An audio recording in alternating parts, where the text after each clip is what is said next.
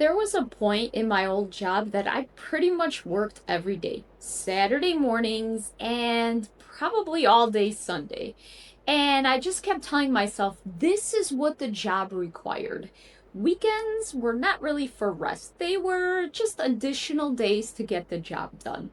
And then the mistakes started rolling in. The silly spelling errors, the wrong formula in an analysis. These things cost me extra hours to fix and left me way more frustrated than whenever I started. And of course, I didn't call it burnout. I called it the busy season. And all I kept doing is I just kept going. Then the migraines hit every other day for weeks. I hadn't had a migraine since college. I had no choice but to stop in the evenings. My body and my mind just wouldn't let me keep going. And in that forced rest, I finally felt what I have been ignoring. That's when I knew. Dear overcommitted woman, this one's for you. You have every symptom. The exhaustion that sleep really can't fix. You check your Aura ring every single morning. The numbers look great. The sleep cycle is within range, but you're still tired. Literally, the app says you are fine. Well, clearly, the app doesn't really know me, but that's another story. You just keep doing what you were always trained to do. You keep moving, but you don't call it burnout because burnout is for people who couldn't handle it. That's what you told yourself, who weren't strong enough, who weren't able to manage everything. But you manage everything. So it must be something else. Maybe you just need a nap throughout the day. Or maybe once this project is done, once this quarter is over, things will settle down and they will be different. But they don't feel different. They feel the same, or even worse. The things that you used to enjoy start to disappear. The book on your nightstand hasn't moved in months. You used to read and you loved it. Now you don't even have the energy to open up a page. The most you can manage is sitting on your couch watching some Netflix movie, or sometimes not even that.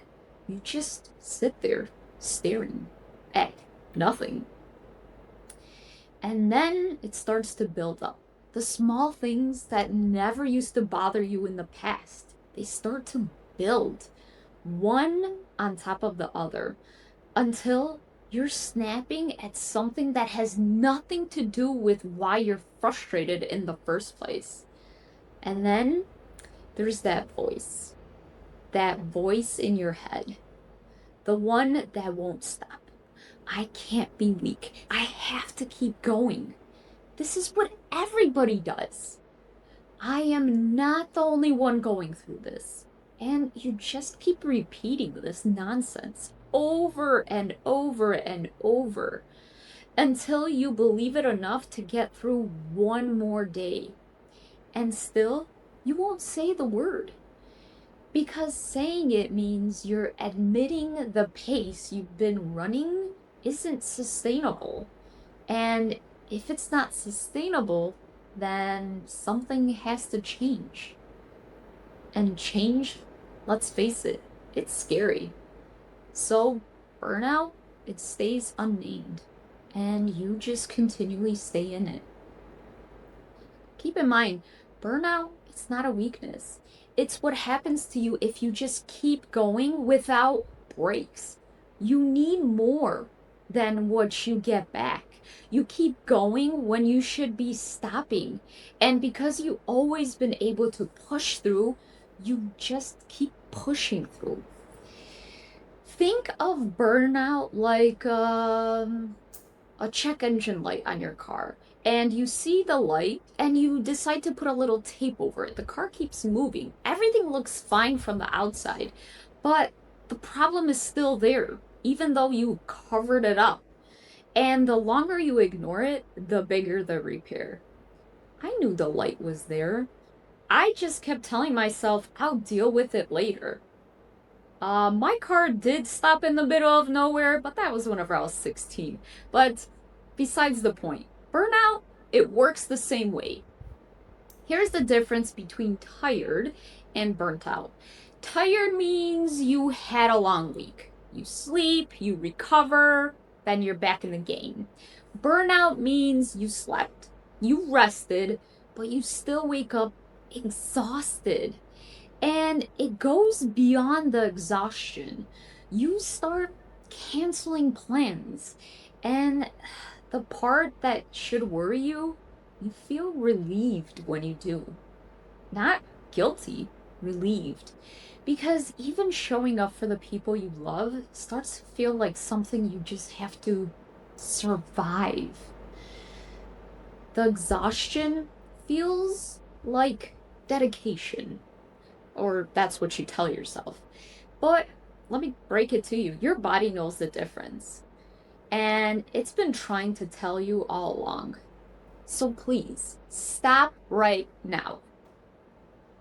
I'm going to read you a couple statements and see how your body reacts. You are tired even after a full night of sleep. You feel detached from work that you used to love or care about. Small things irritate you that would never used to in the past. You cancel plans this week and feel relieved when you do it. And the things you enjoy, the reading of the books, the going out, the seeing people, having a coffee, you just don't have the energy anymore. Joy feels distant. You keep waiting to feel better, but that feeling doesn't come. How many of these did you nod at? Take a breath. Just notice what came up for you. If any of those resonated, all you need to do is just say the word, name it, burnout. That's it. Because you can't fix something you won't name. Drop it in the comments what you've been calling it instead. I called it dedication. I would like to know yours.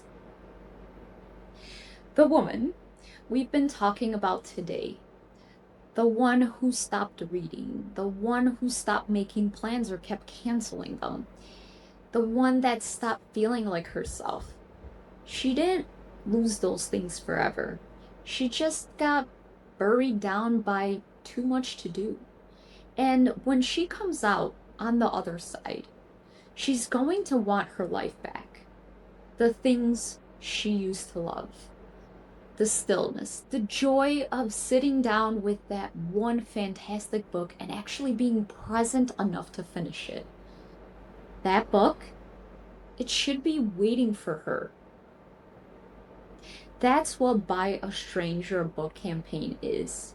For $3, you can nominate her or nominate yourself.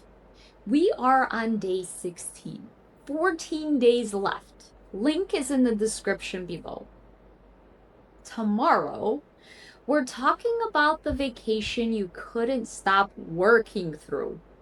You finally got away. You booked the trip. You were so looking forward to it.